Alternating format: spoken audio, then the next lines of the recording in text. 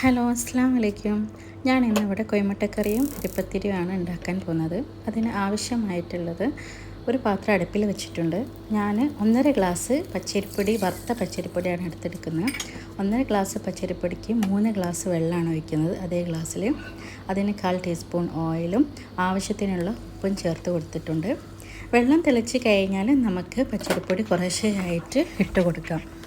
നല്ലോണം കുറുകി കഴിഞ്ഞതിന് ശേഷം തീ ഓഫ് ചെയ്ത് ചൂടാറാൻ മാറ്റി വയ്ക്കാം.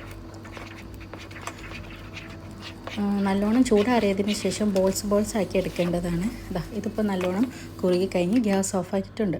ഇനി നമുക്ക് നല്ലോണം ഒന്ന് ചൂട് ജസ്റ്റ് ഒന്ന് ആറിയതിന് ശേഷം ഒന്ന് ബോൾസ് ആക്കി എടുക്കാം. ഈ ഒരു 1.5 ഗ്ലാസ് അരിപ്പൊടിക്ക് ഒരു 14 പത്തിരി വലുതെങ്കിലും നമുക്ക് കിട്ടും. അപ്പോൾ ഞാനിതാ ബോൾസ് ആക്കി എടുത്തിട്ടുണ്ട്. ഇത് അതിന് ശേഷം അത്യാവശ്യം വലിയ ബോൾസുകളായിട്ടാണ് നമുക്ക് കിട്ടുക. എന്നിട്ട് തന്നെ 14 പത്തിരി കിട്ടും.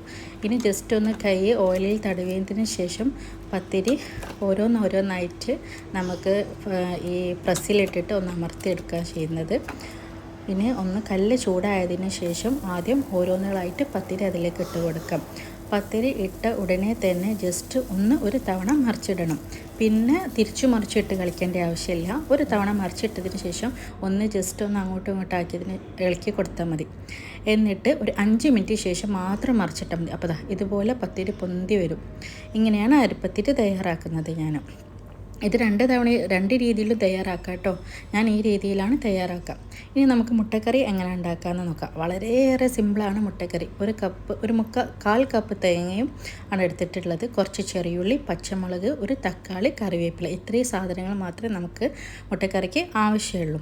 പൊടികളായിട്ട് മഞ്ഞൾപ്പൊടി മാത്രം ഉപയോഗിക്കുന്നുള്ളൂ.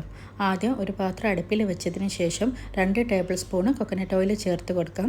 ചേർത്ത ഉടനെ തന്നെ ചെറിയുള്ളി ചേർത്ത് കൊടുക്കാം. അതിൻ്റെ കൂടെ തന്നെ പച്ചമുളകും കറിവേപ്പിലയും ചേർത്ത് കൊടുക്കാം. ചെറിയുള്ളി ബ്രൗൺ ആവുന്നത് വരെ വെയിറ്റ് ഒന്നും ചെയ്യേണ്ട കേട്ടോ. ഒരുമിച്ച് തന്നെ എല്ലാം ഇട്ട് കൊടുക്കാം. ജസ്റ്റ് ഒന്ന് വഴറ്റിയതിന് ശേഷം തക്കാളിയും കൂടെ ചേർക്കാം. തക്കാളി ഒന്ന് വഴറ്റി അതിൻ്റെ ഒരു ഇതാവുന്നത് വരെ മാറ്റിയേക്കാം. അതിനുശേഷം കുറച്ച് തേങ്ങയും മഞ്ഞൾപ്പൊടിയും ഒരു 1/4 കപ്പ് വെള്ളവും മാത്രം ഒഴിക്കുക. ഇതിലേക്ക് മഞ്ഞൾപ്പൊടി മാത്രമേ ചേർത്ത് കൊടുക്കുന്നുള്ളൂ. കുറച്ച് വെള്ളം ചേർക്കുന്നുണ്ട്. അതൊന്ന് നല്ലോണം വഴറ്റി കിട്ടാൻ വേണ്ടിയിട്ടാണ്. ശേഷം 3 മുട്ടയാണ് ഞാനിതിലേക്ക് ചേർത്ത് കൊടുത്തിട്ടുള്ളത്. മുട്ട ചേർത്ത് ജസ്റ്റ് ഒന്ന് മൂടി വയ്ക്കാം. ഒരു 2 മിനിറ്റ് ശേഷം ആവശ്യത്തിനുള്ള ഉപ്പ് ചേർത്ത് കൊടുക്കാം. അതിനുശേഷം മുട്ട ജസ്റ്റ് ഒന്ന് സ്ക്രാമ്പ് ചെയ്ത് കൊടുക്കാം. ഒരുപാടൊന്ന് സ്ക്രാമ്പ് ചെയ്യേണ്ട ആവശ്യമില്ല. ഹസ്ബൻഡിന് കുറച്ച് ശേഷം വലിയ പീസുകളായിട്ട് കിട്ടുന്ന ഇഷ്ടം. അപ്പോൾ ഞാൻ ഇങ്ങനെയാണ് സ്ക്രാമ്പ് ചെയ്യൽ. അതിനുശേഷം അരച്ച് വെച്ച തേങ്ങ ഇതിലേക്ക് ചേർത്ത് കൊടുക്കാം. ഒരുപാട് നേരം വഴറ്റേണ്ട ആവശ്യമില്ല.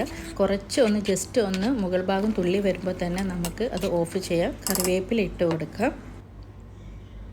മുട്ടക്കറി റെഡി ആയിട്ടുണ്ട്.